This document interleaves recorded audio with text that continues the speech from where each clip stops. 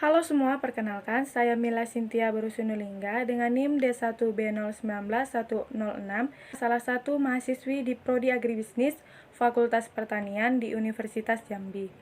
Adapun tujuan pembuatan video ini adalah untuk memenuhi tugas individu di mata kuliah Ekonomi Pertanian yang diampu oleh Ibu Dr. Insinyur Ira Wahyuni Magister Pertanian.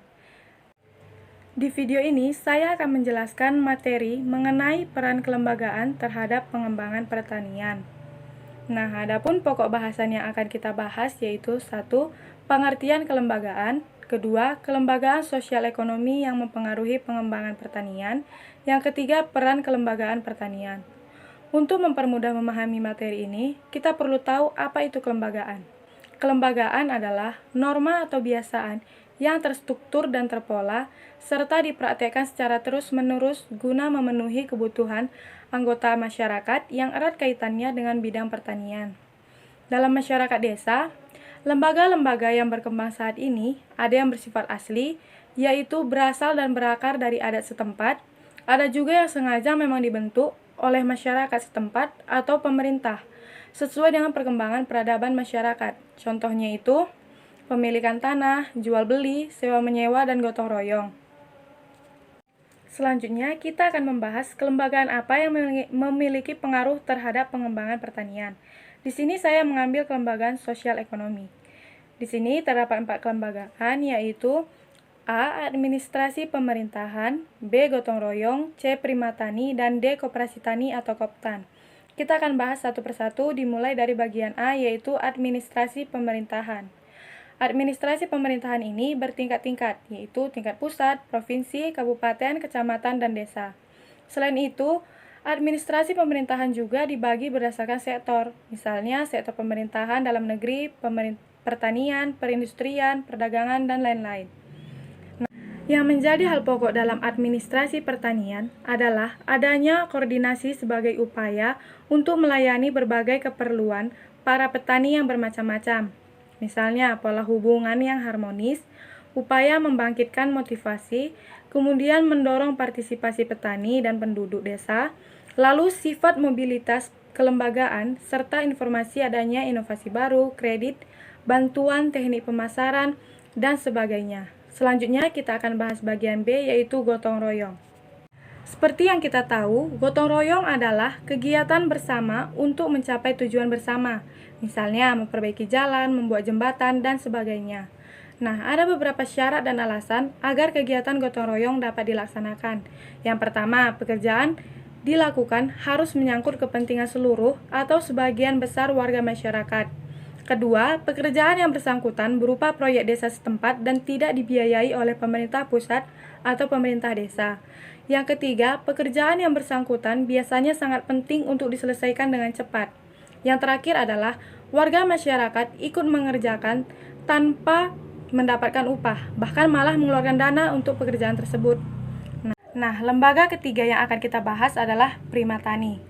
Badan Penelitian dan Pengembangan atau Litbang Pertanian telah menetapkan program rintisan dan akselerasi permasyarakatan inovasi teknologi pertanian atau Primatani sebagai salah satu program yang mulai dilaksanakan tahun 2005 pada beberapa provinsi terpilih. Nah, lalu apa sih sasaran dari program ini? Sasaran Primatani adalah terbangunnya sistem usaha agribisnis berbasis pengetahuan dan teknologi inovatif. Dari berbagai sistem dan usaha agribisnis, terbentuklah unit agribisnis industrial atau yang biasa disebut UAI. UAI ini merupakan suatu organisasi dari seluruh unit usaha dalam satu rantai pasok vertikal pada suatu kawasan. Lalu, ciri utama dari unit agribisnis industrial ini adalah kesatuan tindak sehingga produk akhir rantai pasok dapat dikelola penuh sesuai dengan preferensi konsumen dari produk akhir yang dipasarkan. Jika tadi kita sudah membahas sasaran dari Primatani, maka apa sih tujuan dari Primatani ini? Nah, tujuan utama dari Primatani adalah mempercepat waktu, meningkatkan kadar dan memperluas prevalensi adopsi teknologi inovatif yang dihasilkan Badan Litbang Pertanian, serta memperoleh umpan balik mengenai karakteristik teknologi tepat guna. Nah, kelembagaan terakhir yang akan kita bahas adalah Koperasi Tani atau Koptan. Koperasi Tani adalah organisasi ekonomi petani yang berwatak sosial yang beranggotakan orang atau badan hukum yang berdasarkan asas kekeluargaan. Nah, tujuannya itu adalah memajukan kesejahteraan masyarakat, khususnya anggotanya, serta membangun tatanan perekonomian nasional dalam rangka mewujudkan masyarakat yang maju, adil dan makmur berlandaskan Undang-Undang Dasar 1945 dan Pancasila. Pokok bahasan yang terakhir yang akan kita bahas yaitu peran dari kelembagaan pertanian. Di sini saya menemukan 8 peran.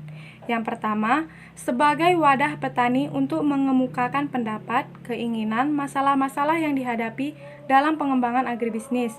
Lalu yang kedua, memenuhi pemasaran produk pertanian, termasuk menyediakan informasi yang dibutuhkan petani. Yang ketiga, ada saluran pemasaran berupa kegiatan menyalurkan barang-barang atau jasa. Yang keempat, menghasilkan teknologi pertanian dalam upaya memecahkan masalah-masalah petani. Kemudian yang kelima, menganalisis situasi-situasi yang dihadapi oleh petani dan melakukan perkiraan ke depan dan menemukan solusi dalam situasi tersebut. Yang keenam, ada menunjang pertanian, terutama berhubungan dengan benih, pupuk, pestisida, dan permodalan. Yang ketujuh adalah menghimpun dana secara langsung dari masyarakat atau petani dan fungsi pembiayaan di Indonesia. Nah, yang terakhir adalah membantu menekan hilangnya hasil panen, peningkatan nilai produk, dan memperlancar hasil pertanian dari petani, kemudian pemasaran. Nah, peran terakhir adalah membantu menekan hilangnya hasil panen, peningkatan nilai produk, dan memperlancar hasil pertanian dari petani, kemudian pemasaran. Sekian presentasi dari saya, semoga video ini bermanfaat. Adapun salah-salah kata, saya ucapkan mohon maaf. Sekian video ini, terima kasih.